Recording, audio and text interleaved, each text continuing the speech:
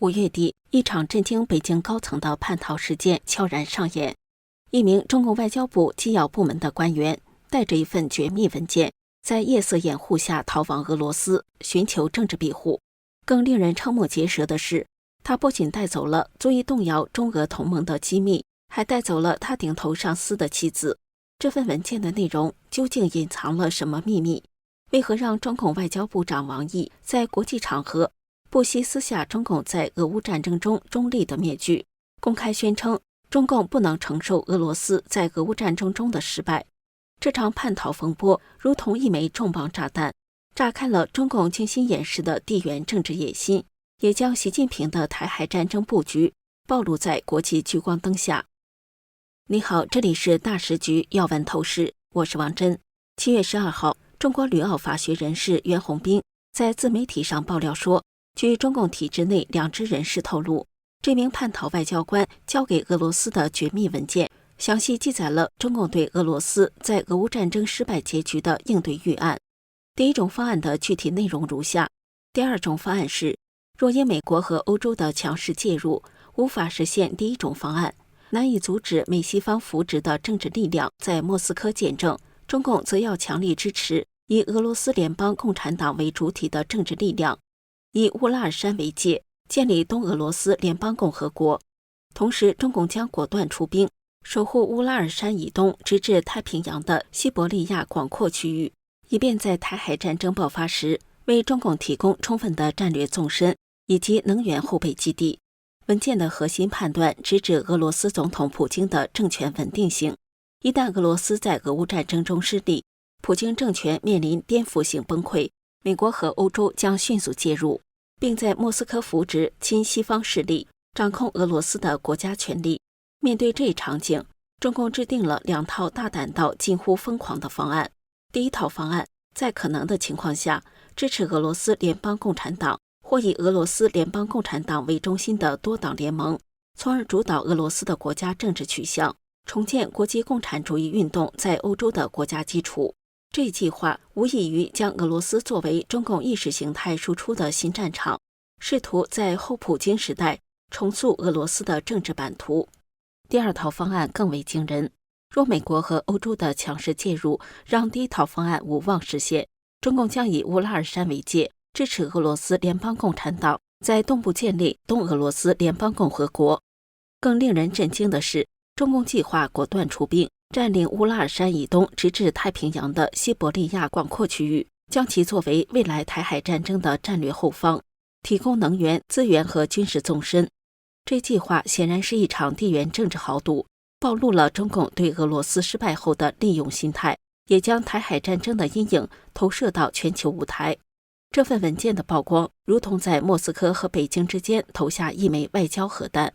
普京的震怒可想而知，他不仅面临俄乌战争的压力，还发现最亲密的盟友早已在自己背后磨刀霍霍。一旦俄罗斯失利，就会将俄罗斯东部变成中共的后花园。这种赤裸裸的背叛心态，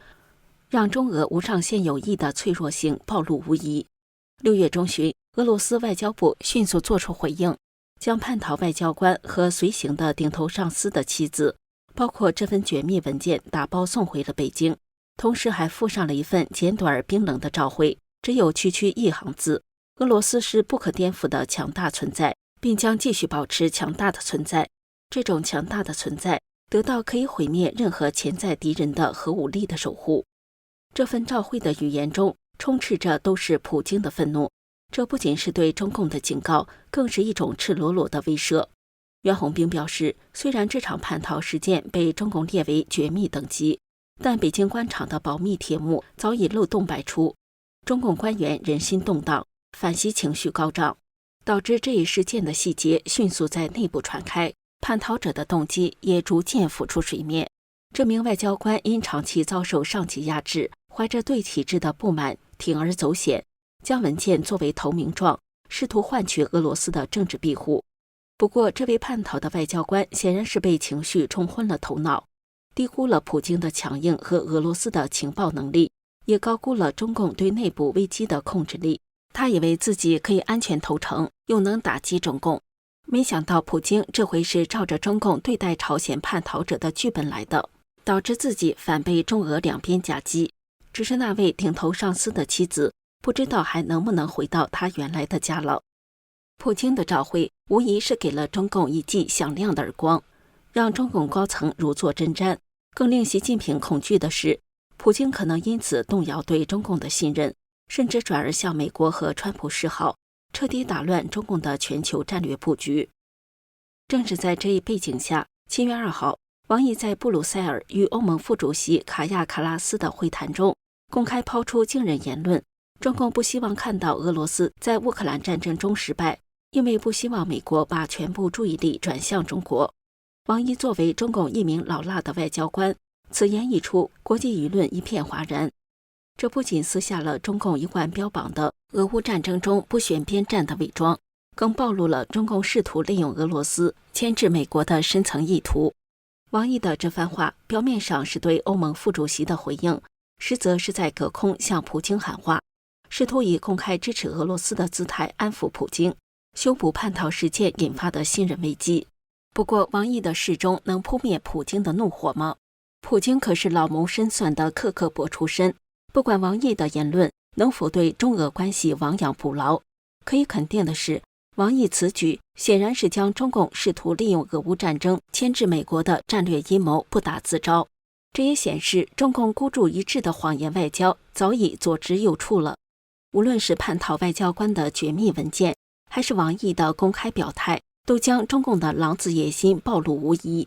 习近平主导下的中共，一切战略和策略思维都围绕着发动台海战争而运转。这份绝密文件中提到的中共西伯利亚后方基地计划，清楚地表明，中共将俄罗斯视为台海战争的战略纵深，试图通过支持俄罗斯延长俄乌战争，从而将美国的力量和注意力长期牵制在欧洲，为入侵台湾创造有利条件。更令人警觉的是，袁宏兵还引述消息透露，习近平正在紧锣密鼓地准备与俄罗斯签署一项秘密战略协议，计划在9月3号普京出席北京大阅兵时敲定。协议的核心内容包括，中共将全力支持俄罗斯在欧洲的战略企图，包括恢复前苏联时期的疆域，如乌克兰全境和波罗的海3国。作为回报，俄罗斯承诺在台海战争爆发时为中共提供能源供应和战略纵深，并在北极建立核潜艇发射阵位，以威慑美国，同时对日本施加军事压力，削弱其干预台海的能力。美国对中共的野心显然早有察觉。金融时报12号报道，美五角大楼正敦促其盟友日本和澳大利亚明确表态，如果中美因为台湾发生战争，两国将扮演什么角色。报道援引知情人士的说法，美国国防部政策副部长科尔比在近期与两国国防官员的会谈中持续推动这一议题。这一举动显示，美国已将台海问题视为全球地缘政治的头号挑战，并积极在印太地区集结盟友，形成对中共的战略包围。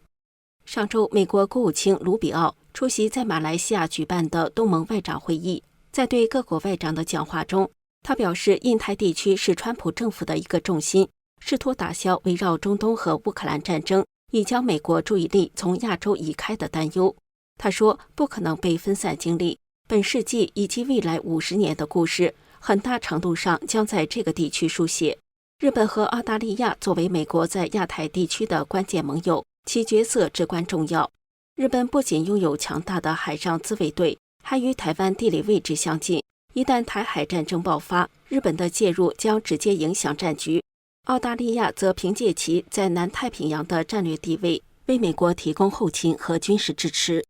美国的这一要求等于明确告诉中共，任何对台湾的军事冒险都将面临美国及其盟友的联合反制。从莫斯科到东京，从北京到堪培拉，这场涵盖俄罗斯、东亚和印太地区的地缘博弈，已经将台海问题推向全球政治舞台的中心。而中共试图通过俄罗斯牵制美国的计划，正面临印太盟友的强硬反击。这里是大时局要闻透视，感谢您的陪伴与思考，请订阅、分享并打开小铃铛，一起在动荡中坚守真相，在黑暗中点燃希望。